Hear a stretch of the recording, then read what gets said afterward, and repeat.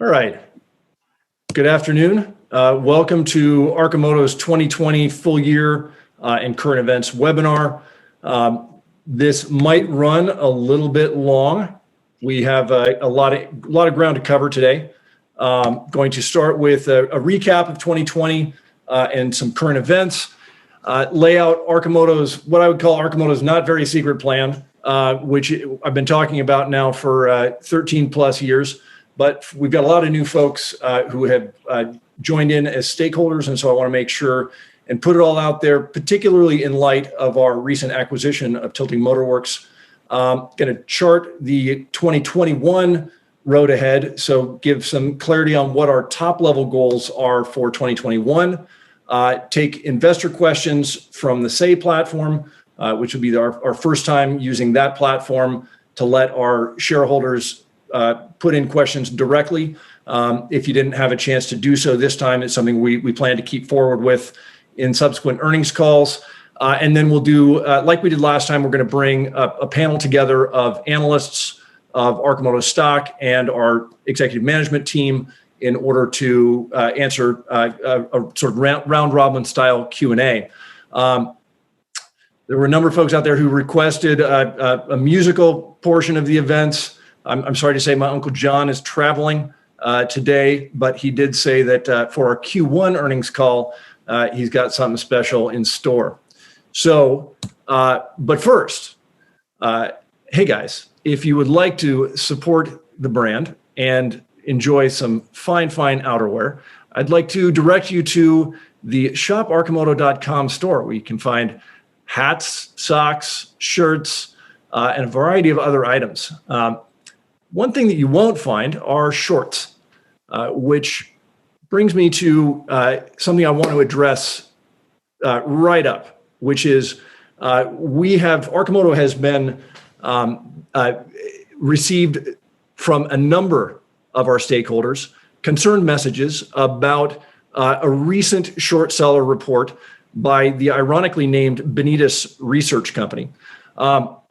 And I want to address sort of heads up, straight up the elements of this report and then put it into a little bit of context.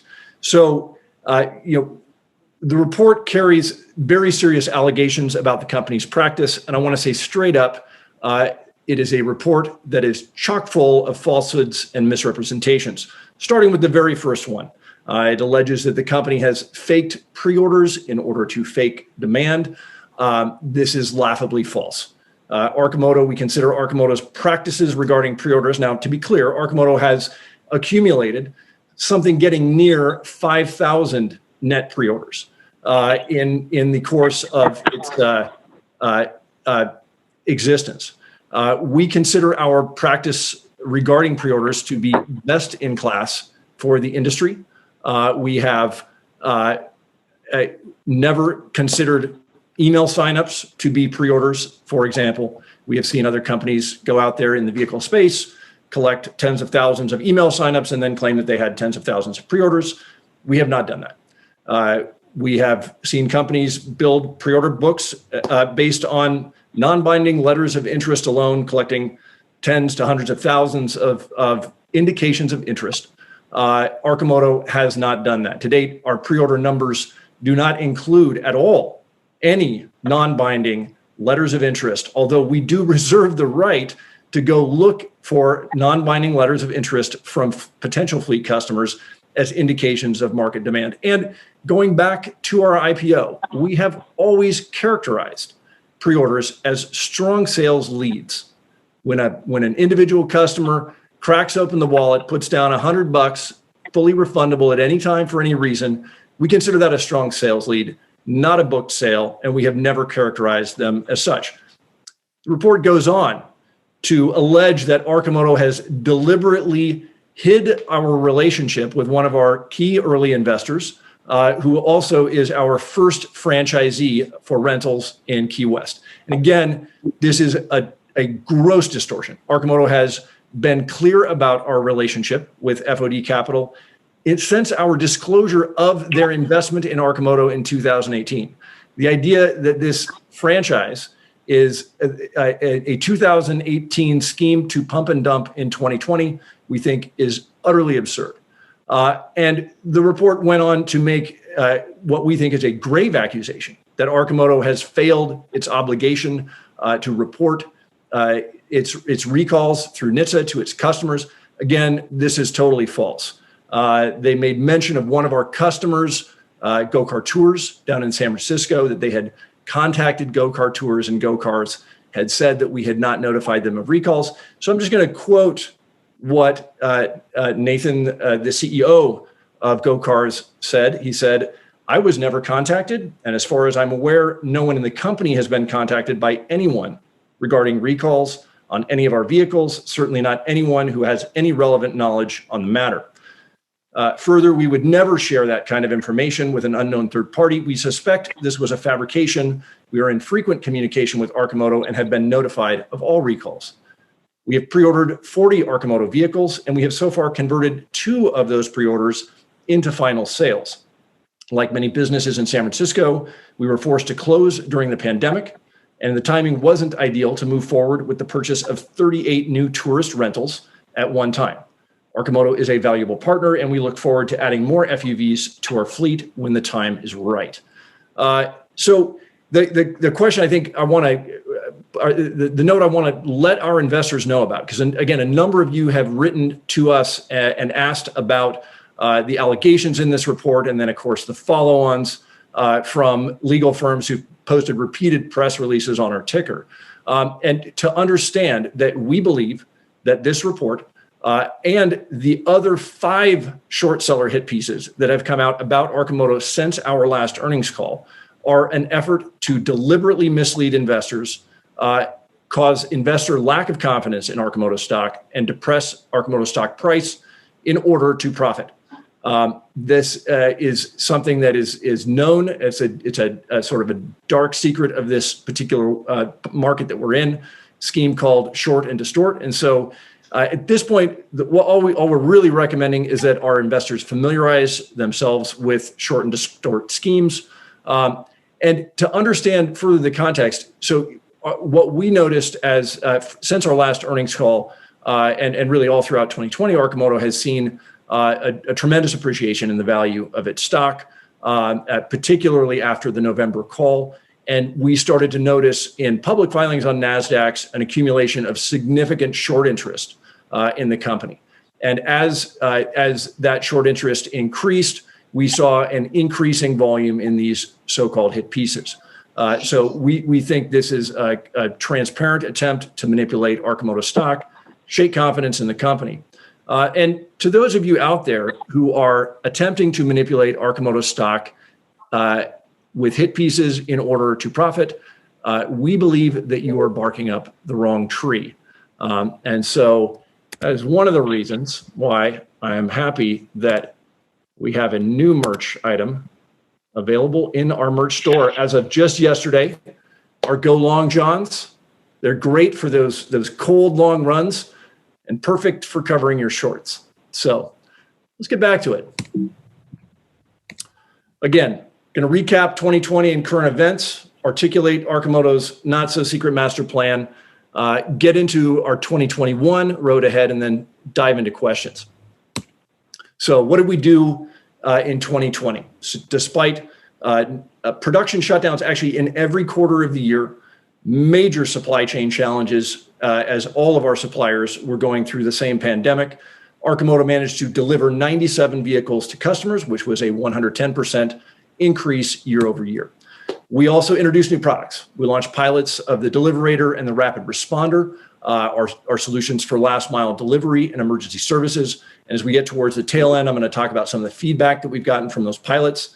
We introduced the Cameo, which is actually a vehicle that we use for our on-road filming. I'm pleased to report that the Cameo is now through our certification testing process, which also has implications on another product that I'm going to talk about. And then finally, we introduced the Roadster, which is our pure on-road fun machine. We're targeting production launch of the Roadster in the first half of this year. And we had a chance to show it off for the very first time publicly down in Daytona at Bike Week. And I'm going to talk about that again at the end of the presentation. We launched key pilot programs with early adopters of the Deliverator in particular. And again, we've built a handful of Deliverators to date. We're increasing the production rate of Deliverators for fleet demonstration that throughout this year. But we had early pilots with a group called Carry It Forward here in Eugene, delivering COVID relief supplies to the unhoused. We have gig delivery drivers with our partner HireCar doing deliveries in Deliverators. Got a lot of great feedback from them. Wahlburgers Key West, a new Wahlburgers franchise, bought a Deliverator as a sort of a mobile branding platform. We launched a pilot with the city of Orlando, and we've gotten some great feedback from them, as well as our pilot project with Eugene Springfield's fire department with the rapid responder. We teamed with DHL, a global logistics giant, for the efficient delivery of our products. This was a major win because it gives us a very consistent platform for getting vehicles out initially to the lower 48 as we begin to open more and more states. And ultimately, we see them as a viable partner for international shipping as well. We teamed up with Monroe and Associates. And this is, we made the call in about the middle of last year that we see the market potential for this product family to be a mass market solution. We teamed with Monroe and their team in order to get to scale production. This is their bread and butter, and it gives us great confidence as we look at the next steps. I'm going to have a little bit more detail on the team up with Monroe later in the presentation, but this was a major win for Arcimoto, and it has continued to bear fruit ever since. We announced the opening of our very first market outside of the West Coast, our first East Coast beachhead, if you will, with the opening of Florida. And we have now delivered vehicles into Florida this quarter. We entered into a purchase agreement for a new facility that we believe will be capable at maximum capacity of producing 50,000 vehicles per year. And we've now gone through the first step of due diligence on that facility, the kind of the early planning work in terms of materials movement and logistics. And we are expecting to close that transaction next month. We made our first corporate acquisition with the purchase of Tilting Motor Works in order to bring on both their existing product line as well as technology that we believe will be foundational to Arcimoto's second platform, which is squarely focused at micromobility. And by the numbers, I think it's hard to understate what a transformational year 2020 was. On the revenue side, we more than doubled. Our cash position went from being a real challenge to being well funded for our next steps. We've eliminated all of our corporate debt in terms of our senior secured and convertible notes. The only debt that we carry today, we've got a little bit that's a PPP loan that's going to be forgiven, we believe, and then some insurance and equipment financing. And then finally, we did everything we could to help preserve the health and safety of our team through a global pandemic. Our team is our lifeblood, and we're proud of the fact that at Arcimoto, we had only a single confirmed case of COVID that was asymptomatic that we were able to detect using advanced surface testing techniques developed actually by one of our peer startup companies here in Eugene. And this is, I think, the health of our team and the relationships we have with the people we work with are truly paramount, particularly as we look to go to scale. So that's the short review. The next, I'd like to really talk about kind of the big picture of Arcimoto and why Arcimoto exists, where we're going, and really lay out what's the 10-year game plan for the company. Starting with, what is Arcimoto as a name? Arcimoto, arc, it means archetype or the arc of the future. Moto means drive. So the Arcimoto brand means future I drive. It's the brand identity for the next generation of drivers. And what we are fundamentally doing is minding the gap between the bike and the car. We see this space as being the real growth opportunity for vehicles over the course of the next decade. We are, this is, if you just sort of think about what, the disconnect between the car and what we actually use cars for. So cars are these giant machines capable of carrying 5 to 7 people hundreds of miles at a time, and yet we typically use them by ourselves or with just one other person. So I'm going to get to the final why at the end of this, but what I also wanted to say right out front, this is a question I've gotten asked multiple times, which is, what is Arcimoto's durable competitive advantage? And I think, to me, it is summarized in mission, values, and culture. We have had the challenge of getting a vehicle company on the road and to scale is enormous. And so that what we have that is durable is our adherence to our mission to catalyze the shift to a sustainable transportation system, the values by which we measure our decisions, continuous improvement, aiming for the utmost in environmental efficiency, and making sure we've got a lot of fun on the road. I'm going to pause for just 1 second because someone's knocking at my door. I should also add that this is the final earnings call from my living room. So the barking dogs and the unintended knocks will be a thing of the past from May going forward. To think about Arcimoto's, just the Arcimoto from an economic product lens is really disruption theory 101. Arcimoto is building a canonical disruptor. A disruptor is a product or service that meets the utility threshold of a market and does so at a much lower cost. And that is the goal from an economic standpoint. That is the goal of building a platform that is a fraction of the weight of a car, the fraction of the battery capacity of a full-size electric car, so that we can ultimately deliver on a product that is hits a price point that is a mass market price point. Ultimately, what we're shooting for at very large scale is something in the realm of $10,000 for an everyday capable electric vehicle hitting the wide swath of the marketplace. One of our analysts calls this multiple shots on goal, and we now can think of this as really many shots on goal. That is a single vehicle platform, low center of gravity, dual motor front wheel drive that is capable of solving a wide range of everyday trips. Something like what I call the 80% niche. So today we've introduced the Fun Utility Vehicle, Deliverator, Rapid Responder, Cameo, Roadster. What you see there in the lower right corner is our first iteration of a flatbed version of the Arcimoto. This is actually feedback that came directly out of our Orlando pilot. And the ultimate end game of our first platform is something that we have talked about for a long time, which is what we call personal mass transit. So a lightweight, ultra efficient platform that is you can summon from the touch of a button, most efficient, most convenient, most fun, most affordable form of transit. This is about transportation equity. It's also about environmental efficiency and really a rethink of our urban fabric. We are targeting a 3-year time horizon to demonstrate this Platform 1 end game in a meaningful way. So that's platform number 1.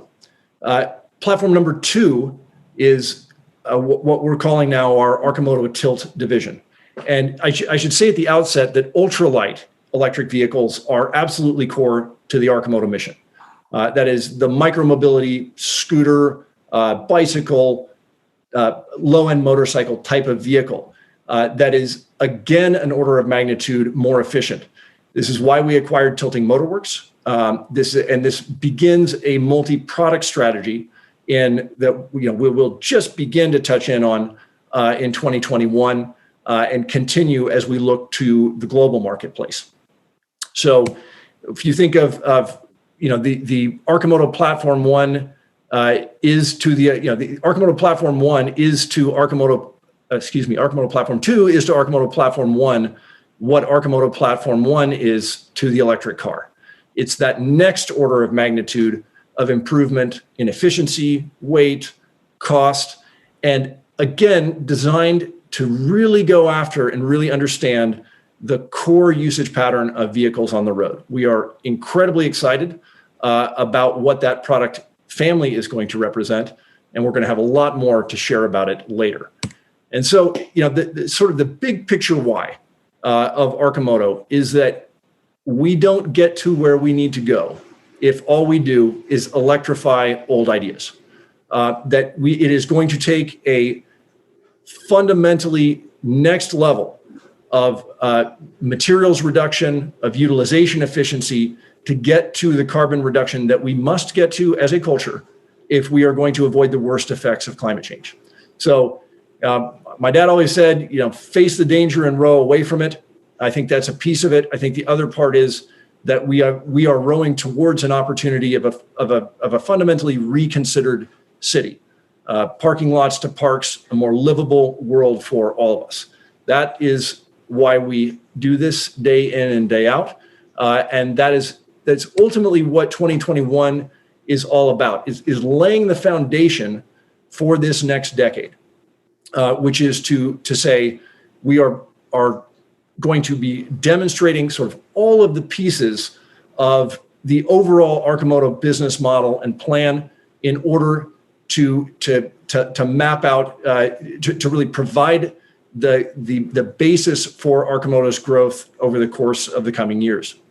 I'm going to run through a few of our top level goals before showing a couple short videos, and then we're going to dive into the Q&A. So first one, articulate the full Arcimoto product family. We've done pieces of this. We've got a few more on the way that we will be refining to show really what, sort of the breadth of opportunity that our first platform represents. We'll be introducing our first Platform 2 product. So stay tuned on this. This is something that I personally am incredibly excited about, that the Skunkworks team that's developing it is incredibly excited about, and we will have a lot to say about that going forward. We're going to demonstrate our shared Arcimoto business models. So we think that the Arcimotos are fantastic vehicles for individual consumers. We also think that Arcimoto has a place to play in rideshare, in fleets, and so on. And that's something that we are going to we intend to show this year. We also plan to demonstrate our first autonomous Arcimoto. And this is, again, we have developed the platform from day one with the idea of autonomy in mind. We believe that technology has matured enough and that the time horizon is close enough from when it can be meaningfully deployed that now is the time in partnership to show that. We plan to open experience rental centers in key destinations. So this is something that we talked about for at least the last couple of years that was curtailed almost entirely by the onset of the pandemic. As we come out of the pandemic, as vacation travel resumes, and as our away team is able to travel, this is something that we expect to make great headway on in the near future as we open additional states for sales and service. So Arcimoto is presently only selling vehicles into 4 states. We're going to add additional states to our sales and service capabilities over the course of this year, ultimately aiming to make sure that we've got really good coverage for the bulk of our pre-order customers by the end of 2021. We aim to acquire the scale production financing that is going to be necessary to build at a much higher scale.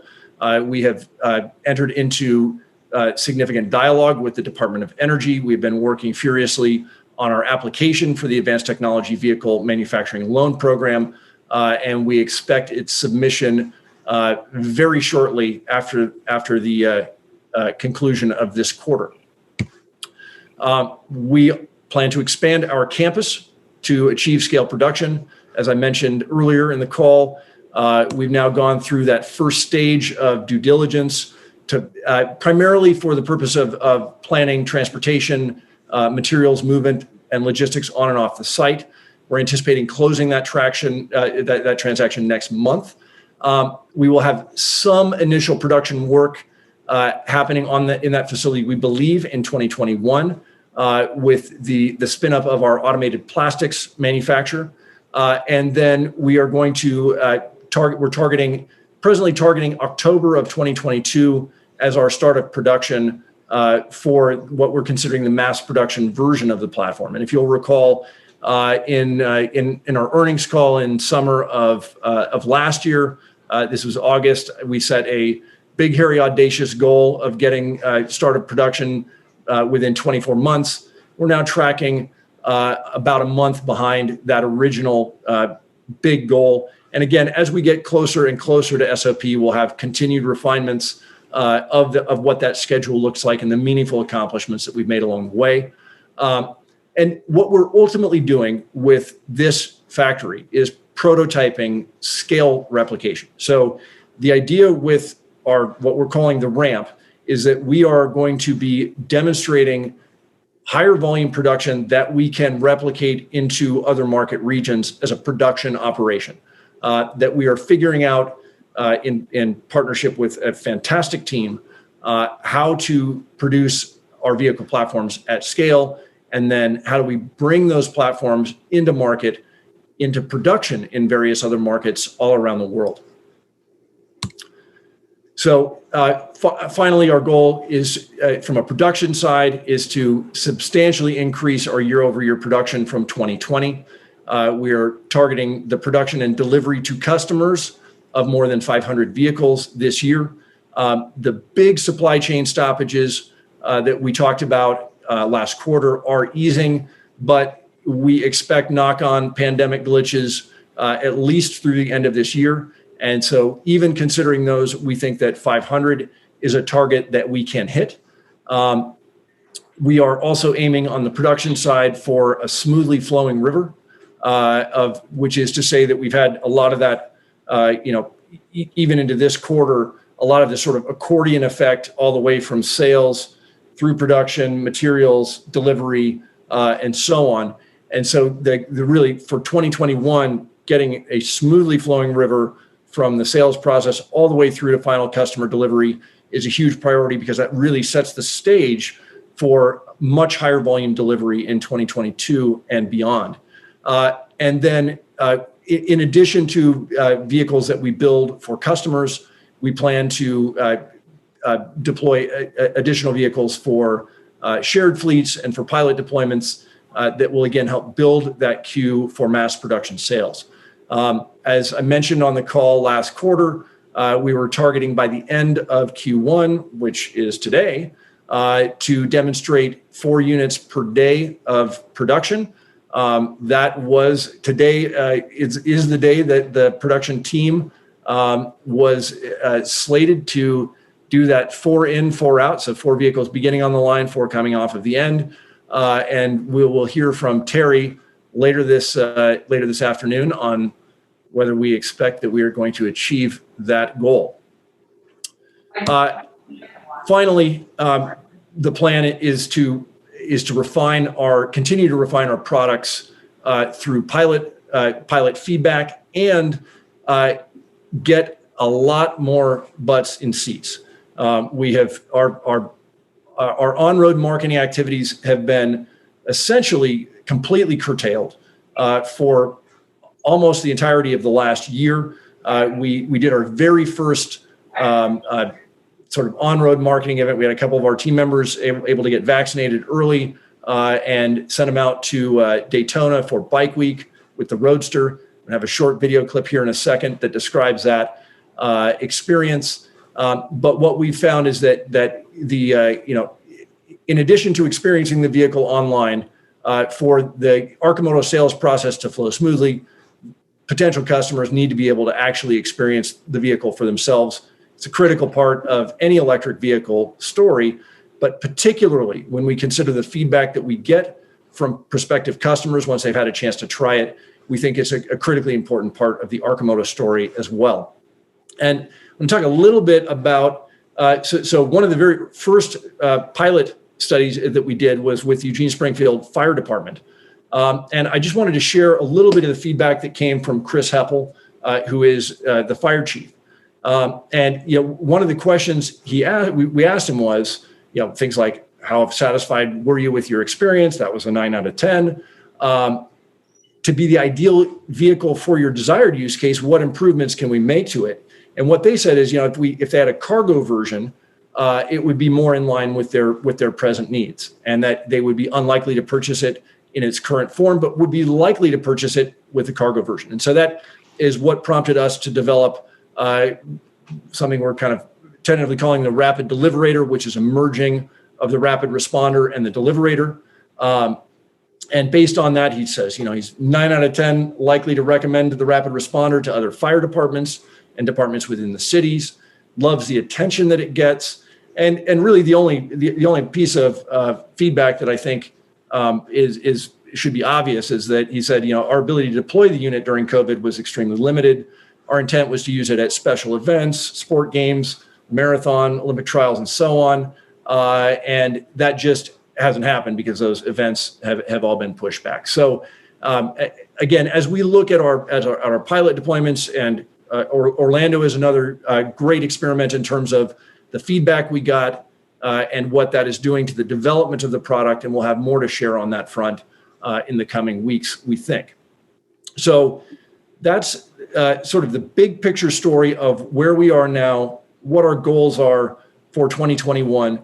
Fundamentally, we are building the foundation for the next major chapter of Arcimoto's growth. The team is very excited about these next steps. And I'm just going to leave off with a couple of quick videos. One is more focused on the feedback that we're getting on the delivery vehicle, and then the other is our piece from Daytona. So with that, here we go. Today we're out here at the fairgrounds vaccinating people with their second doses. It's an expansive site, as you can see, and we need to get from side to side, front to back, as quickly as we possibly can. And in every instance, our volunteers and our staff are just so excited to drive these things. They're having a blast. Yeah, we've been using these the last couple of weeks. They have definitely been a game changer for us. My name's Sean Dayal. I'm the CEO and owner of Mountain Rose Herbs. We've been here in Eugene, Oregon for the last 21 years, and we decided to buy 2 Arcimotos to act as passenger and delivery vehicles. We got to test one out about a month ago, and we wrapped it with promotional materials, and we knew then that the promotional value of having a custom signed Deliverator was in and of itself worth more than the vehicles. And because of that, we decided to order 2, and we have them in circulation. I'm Steve Travis, and I drive an Arcimoto Deliverator. The Deliverator has absolutely been perfect. I have not even fully filled it up. It all fits in. I can run to the post office in the rain. I don't have to worry about anything getting wet. It's really been the perfect vehicle for work and for fun. I just wish I could give this opportunity to everyone, because I can tell you in words how much fun it was. You can see the smile on my face when I'm riding it, but until you actually sit in it and you feel it around you as you're riding, you don't comprehend just how amazing this experience is. So I really hope that Arcimoto can put as many butts in seats as possible, and as many people can experience that awesome ride, because it is 100% worth it.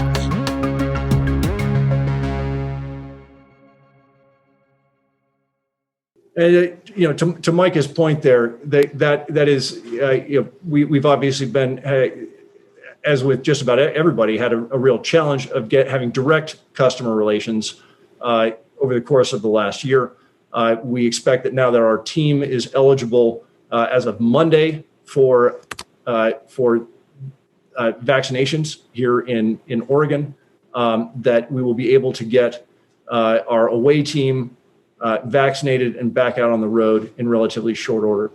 And so the final clip I'm going to play before we jump into questions, this is our very first on-road marketing tour in more than a year in terms of putting actual potential customers into the driver's seat for feedback.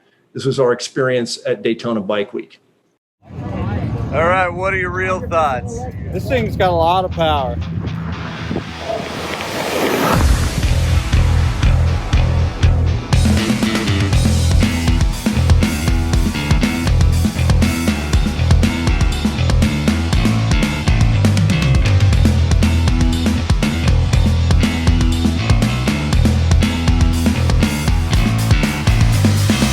What'd you think of the FUV? This has so much pickup speed, it's ridiculous. It's easy to ride, easy to steer and turn, and this is awesome. You mentioned something about the brakes. It's got really good brakes. You squeeze on these things and it's stopping.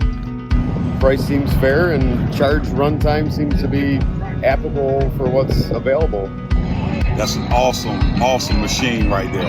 It's quiet, it's got plenty of power, all the power you need, and it's just comfortable. The seat is incredible. First impression, it's comfortable. Corbin seats. Yeah, Corbin seats. Yeah. It comes stock with the unit. Yep. Yeah, that's nice. It brings a smile to your face. It's fun. It is the ultimate fun vehicle.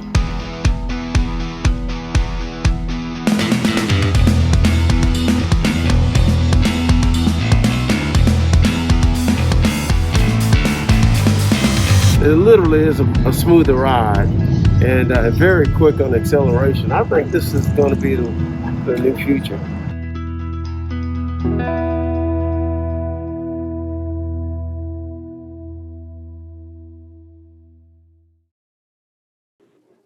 Again, we see as we look at as we look at the path ahead, we think there are a number of pieces that we need to put into play. Obviously, to really scale this business, to make sure that we've got the customer pipeline that's going to be able to fill our production queue. But we take our early indicators of market traction, both from people who've put down a little bit of cash sight unseen, to the very consistent responses that we get from people who try Arcimoto products as very good indicators of the future potential of the product, the platform, and ultimately our ability to succeed in the mission that we've been cranking away at for now more than a decade. So with that, I'm going to invite the executive team to unhide themselves, and we'll jump into some of the questions from Say, and then transition over into let's see if we've got this. Put this into a gallery view. So I think it looks like we've lost Doug Campoli. He's been up since 6 a.m. yesterday, furiously getting this earnings release out. So we're going to rely on the rest of our management team: Eric Fritz, Chief Marketing Officer; Jesse Fittipaldi, Chief Strategy Officer; and Terry Becker, Chief Operating Officer, to run through the Q&A. And Fritz, do you want to be the sort of the reader of the questions here from the wilds? I would love to. Let's start by going over to Say.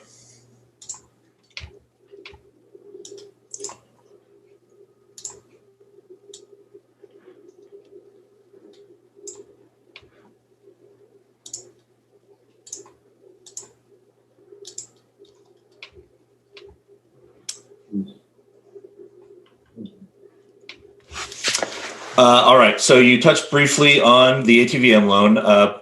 Tim B asked, please provide an update on status of the ATVM loan program application. If not submitted yet, please provide an expected date of submission. Also comment on how long these loan applications typically take to receive the response. Great question. So in terms of where we are in the final push on polishing off that document for submission. I think the submission is imminent. Potentially even before the end of this week. So watch for that amongst our filings. When that goes in, that'll have likely a little bit more detail about the full contents. And there are a number of pieces that go into that. One is obviously all the due diligence that we did on the new factory, the progression, the planning work with Monroe for the actual production, the mass production version of the vehicle.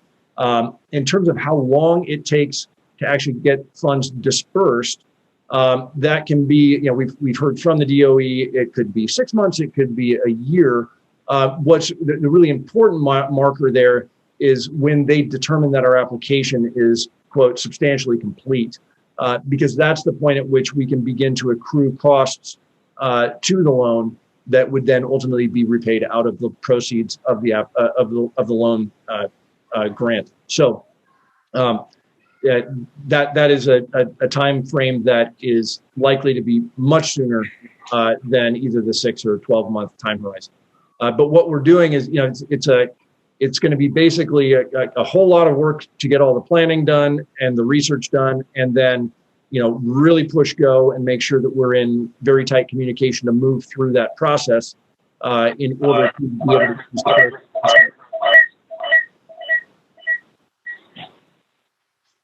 Next. Mike D. Hi, congratulations on your new building purchase. How long is it going to take to retrofit the new building for full utilization of full manufacturing build out? So as I mentioned, we're targeting a start of production of the mass production version in Q4 of 2022. That is our present target.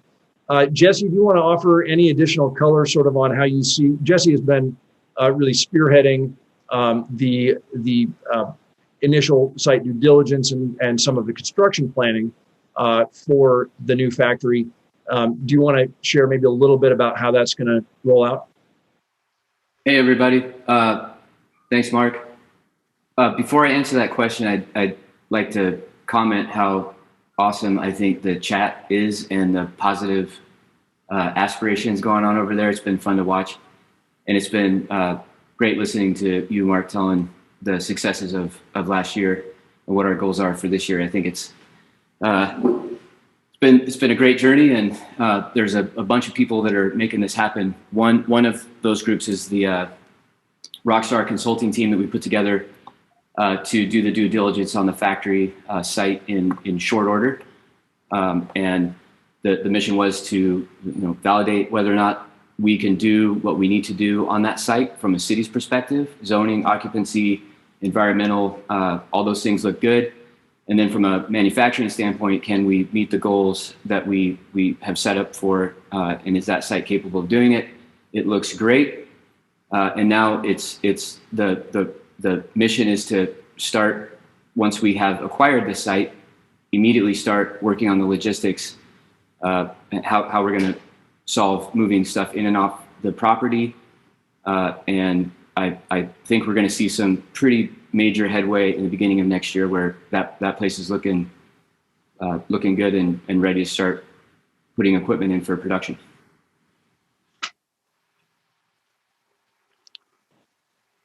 All right. Great. Jason L., what is the bottleneck of production at the current facility? When do you see that being resolved? What's the projected run rate by the end of 2021? So I mean, Terry, do you want to address this? I mean, I think I would say sort of supply chain at the moment, but I'll let you. Sure. Sure, I'll jump right in there, and thank you. Thank you for the great questions. This is good.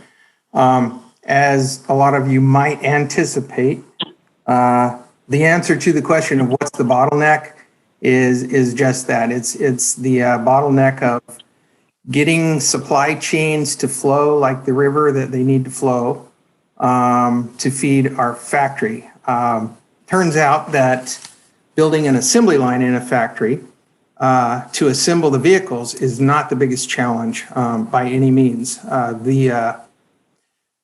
The bigger challenge is to have all of those factories that build components and parts and pieces that have to get on boats and trucks and trains and come to your factory and then get fed to the line. That is the biggest challenge. I don't want to overplay the pandemic card at all here, because we take these challenges and we tackle them and we solve them. But it is kind of true that this year has been challenging. The last year has been challenging because of some of that. Going forward, we have means to mitigate those things and unstick those bottlenecks. And I'll go ahead and just jump in there and about the run rate that Mark alluded to earlier. We did a test. We did a test today, actually, just to make sure that we're getting ready on our run rate in the assembly line, 13 station assembly line that builds an FUV from station 1 to the end of the line. we very intentionally did this test a few weeks before we intend to go to the next incremental jump, which is to 4 vehicles per day. That's one vehicle popping off the end of the line every 135 minutes. So it's not shabby. And here again, the key is not putting them together so much, but to have be sure that the river is flowing toward that. We successfully achieved the assembly of 4 vehicles per day quite handily. My manufacturing team and materials team, they are stellar. When the parts are there, it flows. So I'd really like to give a shout out to them.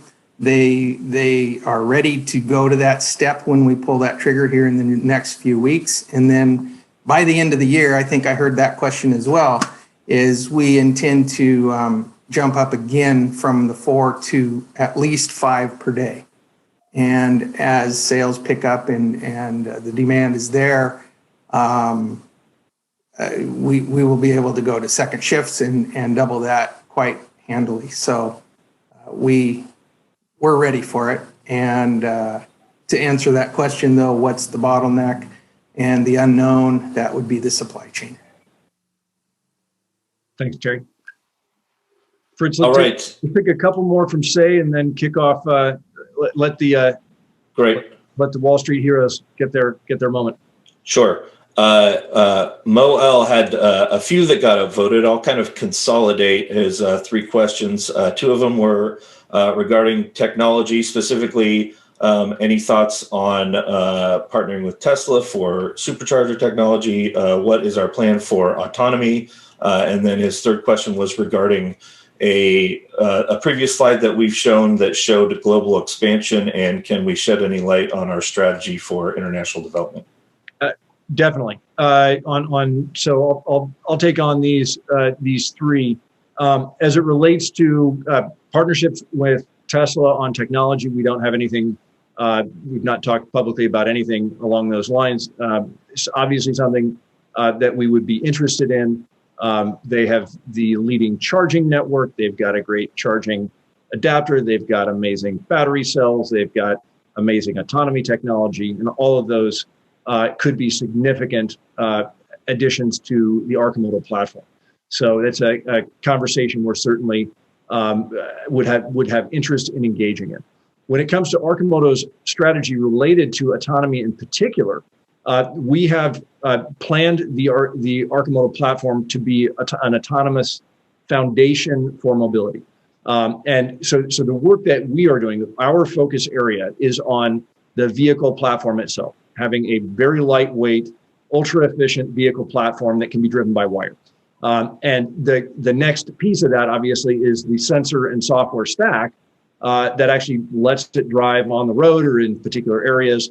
And for that, we're actually looking to a number of different potential partners out there in the ecosystem where that is their core focus.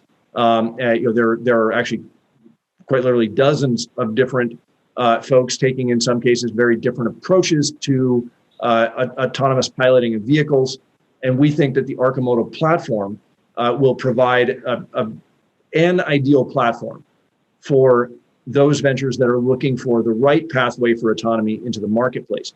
One other thing I'd like to add there is just that we think we have a new twist on autonomous vehicle sharing that is going to bring the potential for the deployment of shared autonomous vehicles into the much closer term than if we needed to have a full level 5 works all the time robo-taxi type approach. And when we, as I mentioned earlier, we intend to demonstrate this year our first autonomous Arcimoto vehicle. And at that point, I think we'll have a lot more to share about our vision for autonomous vehicle sharing. And then the final question was related to international expansion.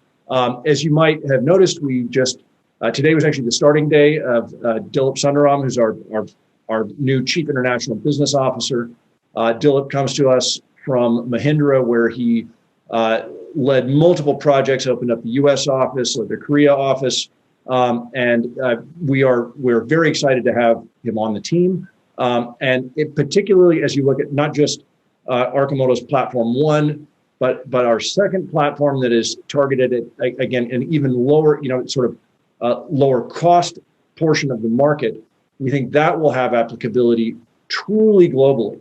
And so that's going to be, I think, a piece of the overall story as we get through to the mass production version. We are designing it with international regulatory compliance in mind. And we think that we'll have a fantastic second platform that will have truly global reach. So stay tuned on all of those fronts. And I think, Fritz, with that, I'd love it if our panelists could hit their cameras on and let's do some round robin. I'll give this. I said we'd go a little long. Let's plan on going until 15 past the hour, if that works for folks. So you can each get a few questions in. I see hands raised. Michael, you've had your hand raised for the last 45 minutes. So let's go to you first. That sounds about right. Thank you, Mark. Can you hear me okay? Yep, loud and clear. All right, great. I wanted to maybe first ask about a little bit more, for some more detail about the marketing outreach for your products. And by the way, if you wouldn't mind introducing yourself first, I think that'd be great. Good point. We have the logo here. Mike Shlisky of Colliers Securities. I'm on the analyst covering Arcimoto it's been a little bit over a year now, right, Mark? A year and a half, maybe even. Yep. So, and again, thanks for all the answers along the way, and hopefully today as well. So I wanted to start off asking about the marketing plan for your products going forward. You had mentioned there's going to be some kind of road team or away team that goes from place to place. I guess two things. Are there any fixed marketing points you've got planned besides a rental fleet where it's just one activity? And secondly, do you have to market the Roadster differently than the other products? And is there any additional cost there to kind of get a more mass channel marketing? Great questions. I think I'm going to take a little bit of this, and then Fritz, if you want to add some more color on it, that'd be great. We've got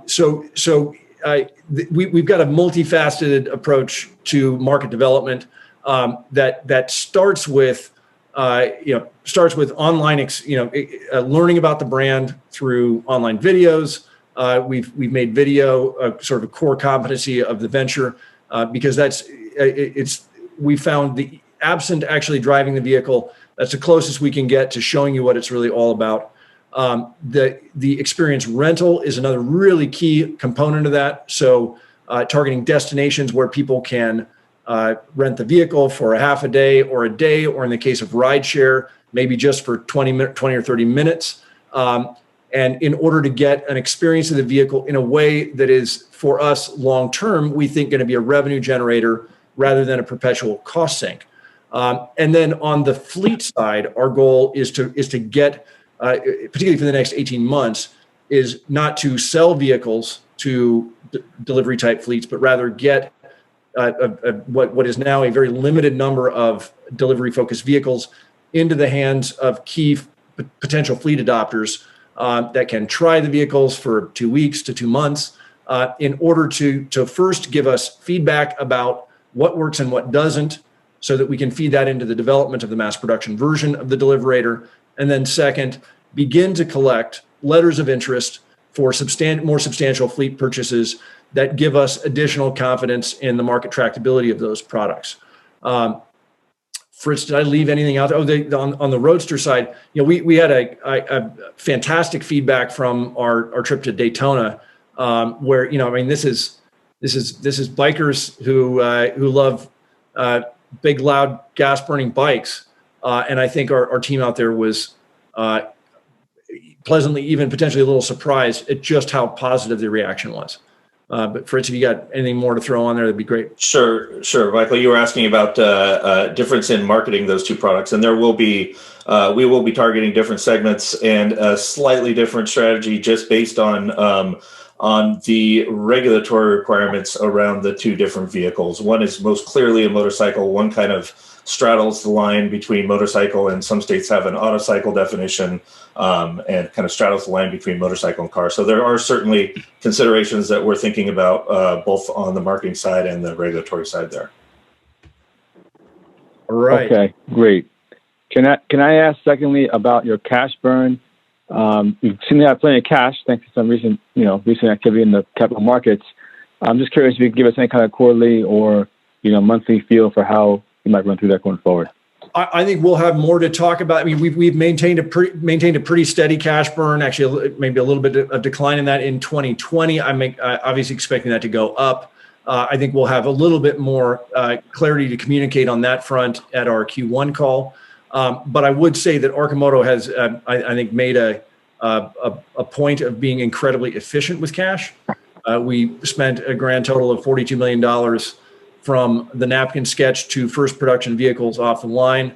I think it was, in terms of generating return on value for shareholders, it's been a pretty extraordinary ride, and that's a discipline that we intend to keep as much as we possibly can as we go to scale. That is that, in the event that we dilute shareholders minimally in order to increase value, the goal is always to increase the size of the pie way ahead of the shrinking of the slices.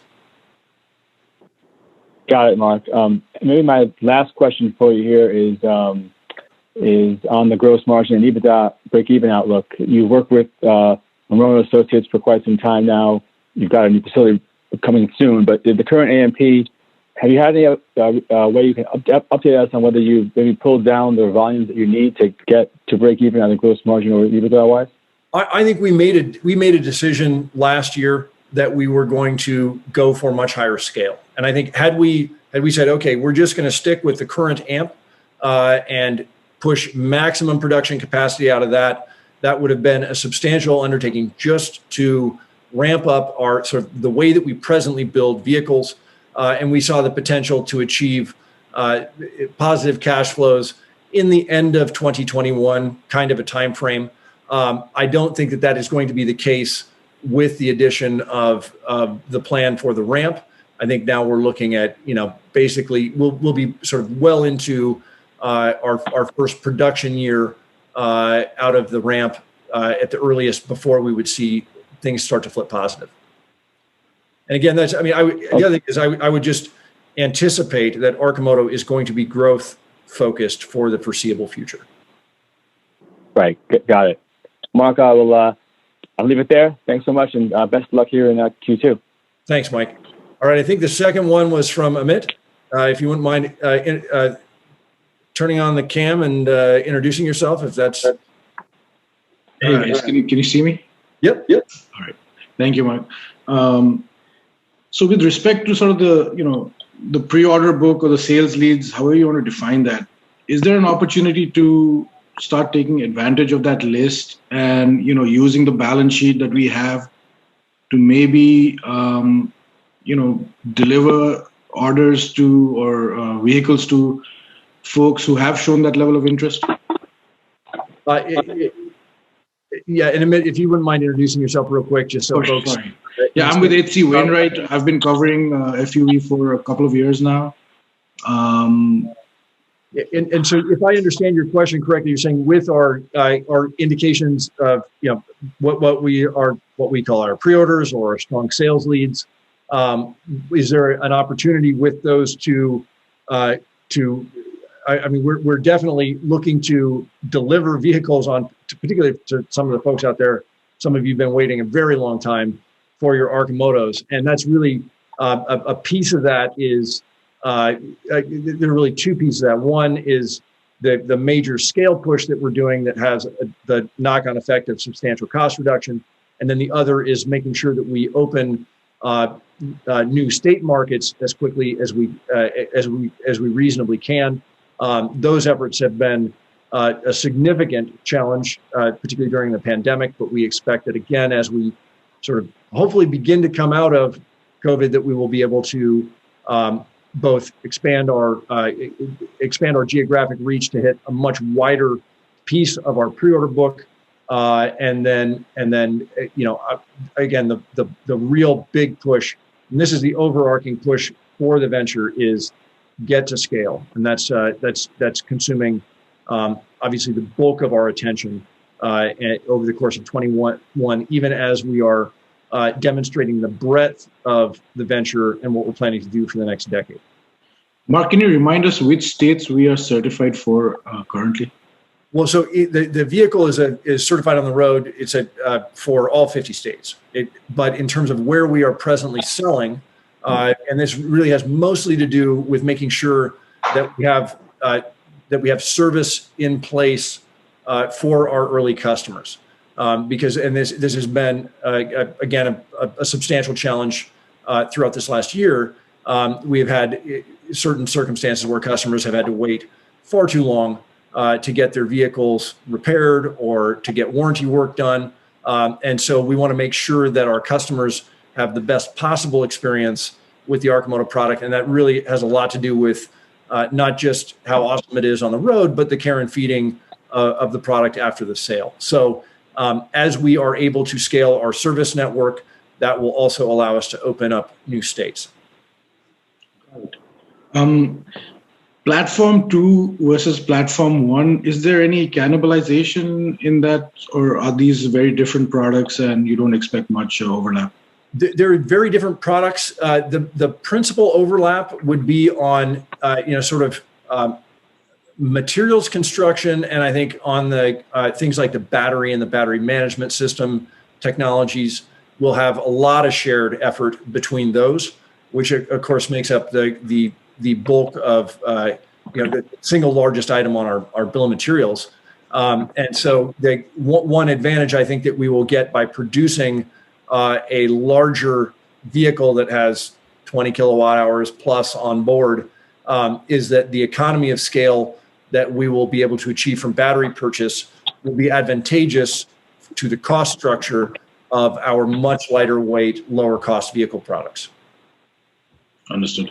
And just one last one from me. On the quality issues, are those addressed or resolved already? Or are you still working through them? Any color on that would be helpful. I would say that we believe they are largely addressed. There has been one real challenge that we've had with one of our electronics components, and we are hopeful that this last rev from our supplier addresses those issues. But we're aggressively testing those new components, and we will not stop, obviously, until we've got a vehicle that is truly exemplary for all of us. Understood. That's all I have, Mark. Thank you so much. Thank you, Amit. All right. I think Jim McIlree, you might have been next. Yeah, thanks, Mark. I'm with Bradley Woods. Mark, can you share with us how much Tilting Motors will contribute revenue and cash flow for 2021? I think we will have a much greater, clearer picture of that at our next earnings call. Unless Terry, if you want to take a wild swing at that, but please softball it. I actually have to calculate this in my head, so don't hold me to anything. But we're selling a kit about every couple days, and it's roughly a $15,000 kit. However, we're moving the company from Seattle down to Eugene. We're bringing in-house a lot of the manufacturing of components. We will need to hire people to assemble them. So there's a lot of infrastructure that we need to put into place. And so we will likely intentionally not get too crazy with numbers, but our goal is to let it ramp up at a pace that we can be sure we get the quality in check, the vendor supply chain in check, and then of course the dealers and distributors that sell the Tilting Motor Works products out there into check. And just to clarify, so we acquired Tilting Motor Works. They had an existing product line that is a conversion kit for large motorcycles to turn them into tilting wheel vehicles. That was not ultimately the driving reason for the acquisition, was their existing product line, although we think that it is going to be additive to the overall Arcimoto picture. It gives us a nice additional beachhead into the motorcycle market. But that is distinct from what I talked about earlier as far as our sort of Platform 2 product family. that we're going to be introducing the first product in that new product family, but that won't happen likely until late this year. And the recommendations that Monroe is making or has made, when will those be integrated into the product? So it's going to be a mix. Some are, some of the insights have actually already made it into the product, and I would say there was one. They've got a notion of that Sandy talks about, Bob, the blindfolded one-arm builder, in terms of how you design parts to be easy to assemble and to be able to be assembled without error. And we have taken some of those approaches to existing parts on the vehicle, and in some cases, those have been applied to all the vehicles that we've built. So we'll see some of those development insights make it into the vehicles that we're selling now and in the near future. But the real bulk of the effort that the Monroe team is doing is on planning out higher volume production for lower cost in our new facility. And that's, again, the start of production on that is October of 2022. Or that is our target. And we will obviously continue to keep folks updated as we move down that product development path. Okay, thank you. All right, Rommel, welcome. Please introduce yourself. Great. Thanks very much, Mark. I'm Rommel Dionisio, one of the other sell-side analysts covering the stock, and I'm at Aegis Capital. So, Mark, obviously you've got a lot of irons in the fire, but just want to ask about the federal opportunity. Obviously, you've already been targeting some state municipal agencies, but with the new Biden administration, it does seem like they're making a big push for electric vehicles, emission-free type of vehicles. Can you maybe talk about the long-term opportunity that you foresee there and how your product might be tailored for that? Well, I would say, stay tuned. We've got some things that we have not talked about yet that we think might turn into opportunities in the relatively near term. But in the long term, I think I've been very heartened by the bold goals that the Biden administration has set forth for vehicle electrification. And we think that the Arcimoto platform family has a potentially a very big role to play in that push. And it could be anything from, vehicles driving around Army bases to last mile delivery for postal services, and anything in between in terms of campus type, fleet type vehicles. So we're engaging on a number of different levels with the federal government. We've joined the Zero Emission Transportation Association, which with the goal that group's goal is to go 100% electric by 2030. And so that's, I think the combination of all of that will push the relevance of Arcimoto's platform with the federal powers that be. Just one follow-up.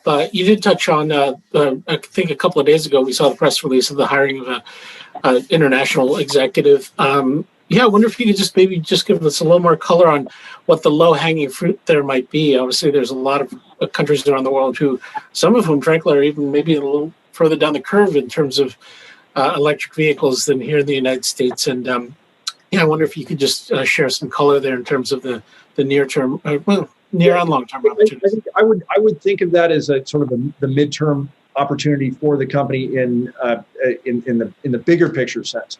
The near-term opportunity is that we continue to have a substantial amount of inbound inquiries from all over the world for Arcimoto's platforms and products. And so having the reason that we moved to bring Dillip on board in the immediate term is just to really begin to understand the dynamics of market entry in different areas in the world, size out the market opportunities in various different areas, and understand the potentials for partnership, for manufacturing, for distribution, sales, all the rest, all over the planet, and essentially build out a really. I don't know. I haven't gotten called in yet. For that. Very much, Mark. Thanks, Rommel. All right, Jeff Campbell, coming to you. You're You're up, and then we might have time for one more question after that. So, Can you hear me, Mark? well, I can hear loud and clear. Okay, great. The first question was just to follow up on something that you talked about earlier in the call today. I was wondering if the changes that the fireman test that you talked about, the changes that they recommended, would that end up increasing the cargo capacity of an Arcimoto? What they were looking for is really just the deliberator that we've already got. But and he specified it in more detail. It was sort of like they want to have one deliberator and one rapid responder as we've currently articulated it, so that they can have a 3-person team with a bunch of gear go out in terms of a rapid response. And the one thing I guess I would also add is just that one of the advantages I think that we really have at this point of this sort of new wave of electric vehicle companies is that we actually have vehicles on the road in the market, and we're able to test those vehicles with potential adopters, really understand what their needs are as we look to much higher scale production.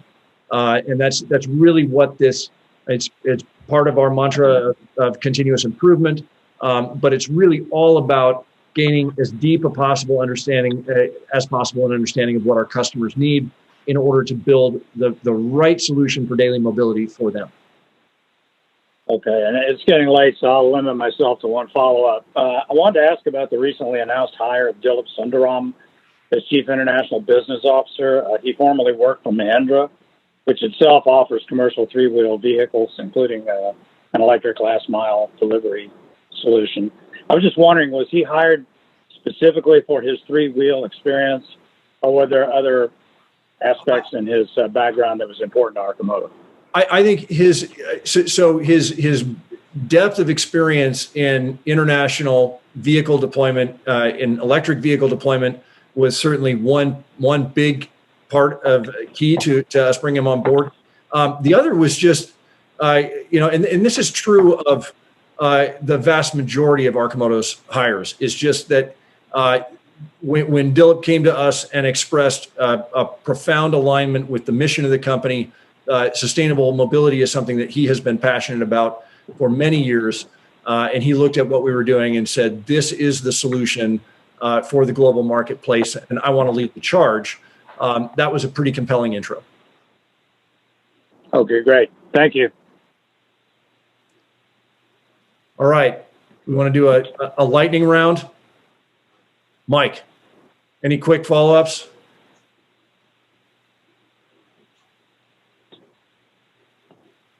Mark, can you hear me okay?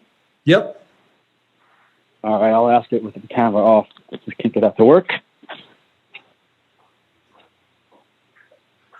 All right. So my other question is, I was curious. You have been talking a lot about micromobility recently. I think you've got a speaking engagement coming up in that sector. Are you waiting for Platform 2 to put a product into fleets, or does the current FUV in its current iteration have some potential there? I see one of your competitors in the 3-wheel space is now doing a fleet in Phoenix. Are you talking with any cities about the current FUV to roll out that product in micromobility applications? Yeah, so we see the current Platform 1 family of products as being really kind of on the edge of micromobility. I think the technical threshold is 1,100 pounds, and our 1.0 is about 1,300 pounds. But yes, we absolutely see opportunity in deployment of the FUV and its variants in micromobility type fleets. And really, it's those combined fleets where you're going to have the bicycle class vehicle as one option, the pickup truck as another option, an FUV type vehicle where there's a quote that I love that says, people aren't looking for a 1/4-inch drill, they're looking for a 1/4-inch hole. So the real potential for vehicle sharing is having the right tool for the job, whatever your job might be. And we think that the Arcimoto Platform 1 products fill a huge potential swath of the on-road vehicle needs as we go forward. And really, it's the Platform 2 is all about that the other side of the gap between the bike and the car. All right. Who wants to take the last question? I will. All right, do it. Can you hear me? Hit it, Jeff. You got it. Okay. Arcimoto's filings note that its R&D spend focuses in large part on reducing the cost of products, and that sounds like a pretty smart goal. I was wondering, what are the major cost nuts to crack between now and mass production? Well, the big cost centers of the product are the battery, the electronics, and everything else. So those are the three buckets. And I would say that we've got major initiatives focused in all three areas, and some very interesting technology developments that we're not quite ready to pull the wraps off of yet, but that will certainly be a part of our story going forward. Okay, thanks. All right, guys. With that, I'm gonna call it. We're an hour and 20 minutes in. Really appreciate everybody tuning in. 2020 was a year that's hard to put into words. I'm incredibly proud of the accomplishments of the Arcimoto team during that time and going forward. Very excited about the road and deeply grateful for all of our stakeholders, some who've been with us for a very long time, some of you who are just tuning in. We appreciate your support, and we do look forward to seeing you on the road, and that will be happening soon. So thanks a lot. Cheers.